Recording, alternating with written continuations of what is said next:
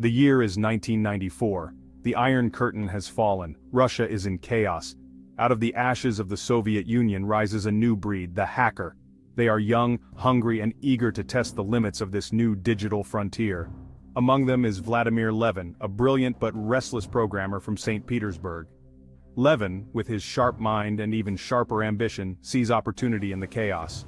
He taught himself computer networking and security, spending countless hours mastering the intricacies of dial-up modems, phone lines, and the nascent internet. While the world saw computers as tools for progress, Levin saw them as weapons of disruption. He realized that the systems underpinning global finance were far from impenetrable. Banks, eager to embrace the digital age, often prioritize speed and efficiency over robust security. This oversight, Levin knew, was a vulnerability waiting to be exploited. Driven by a potent cocktail of curiosity, ambition, and perhaps a touch of rebellion against the established order, Levin set his sights on a target that seemed both impossible and irresistible: Citibank. Citibank, a titan of American finance, represented everything Levin sought to challenge. It was a symbol of Western capitalism, a fortress of wealth and power that seemed untouchable. Levin, however, saw something different, a system ripe for exploitation. He began to meticulously study Citibank's network, probing for weaknesses. At the time, Citibank relied on a network called the Cash Management System to process millions of dollars in transactions daily. This system, while seemingly sophisticated, relied on human operators and outdated security protocols. Levin discovered that by using a combination of social engineering and technical prowess, he could gain access to Citibank's customer accounts and transfer funds at will. He could become a digital phantom, moving money with the stroke of a key. The more Levin learned, the bolder his plan became. He envisioned not just a small-time hack, but a heist of unprecedented scale, a blow that would reverberate through the corridors of Wall Street and beyond. Levin understood the importance of anonymity in the digital world. He knew that to succeed he needed to cover his tracks and create a network of accomplices. He recruited individuals he trusted, people who could withdraw the stolen funds and move them without arousing suspicion.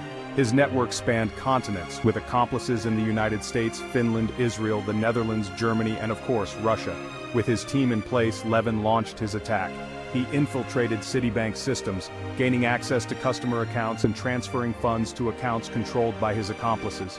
He moved cautiously, siphoning small sums initially, testing the waters before making larger transfers. For months, Levin operated undetected, a ghost in the digital machine. He had become a digital puppet master, orchestrating a global operation from the confines of his St. Petersburg apartment. The world remained oblivious, unaware of the silent heist taking place right under their noses.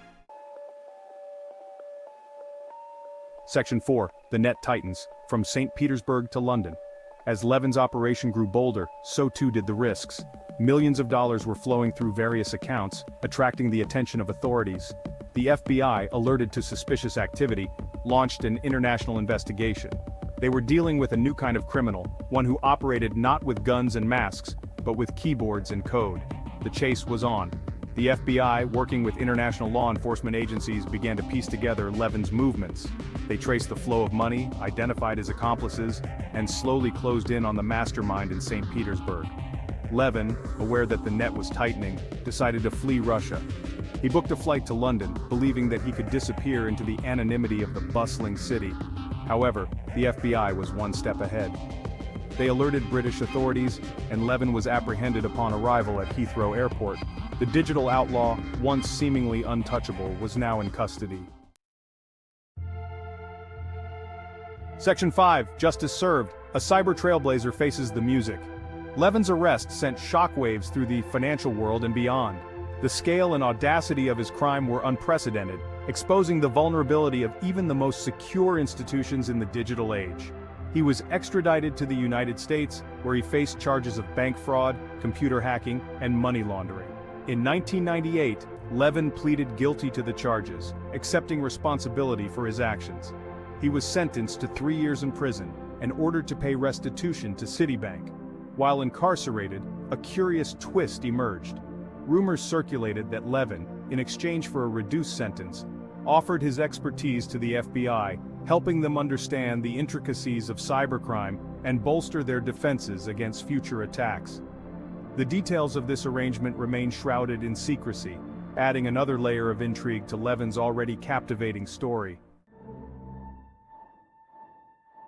Section 6. The Legacy of a Digital Heist, a New Era of Cyber Threats. Vladimir Levin's Heist was a watershed moment in the history of cybercrime. He was a pioneer, albeit a criminal one, who exposed the vulnerabilities of an increasingly interconnected world. His actions served as a wake-up call for governments and corporations alike, forcing them to confront the reality of cyber threats and invest in robust security measures. Levin's story, while extraordinary, marked the beginning of a new era, one where digital heists became increasingly common, targeting not just financial institutions but governments, businesses, and individuals. His legacy is a stark reminder that in the digital age, security is not a luxury but a necessity, a constant battle against those who seek to exploit the interconnectedness that defines our world. As technology continues to evolve at an unprecedented pace, so too will the methods of those who seek to exploit it. The story of Vladimir Levin, the hacker who stole millions from Citibank, serves as a cautionary tale, a reminder that the greatest threat to our digital future may not come from a distant enemy, but from the quiet click of a keyboard anywhere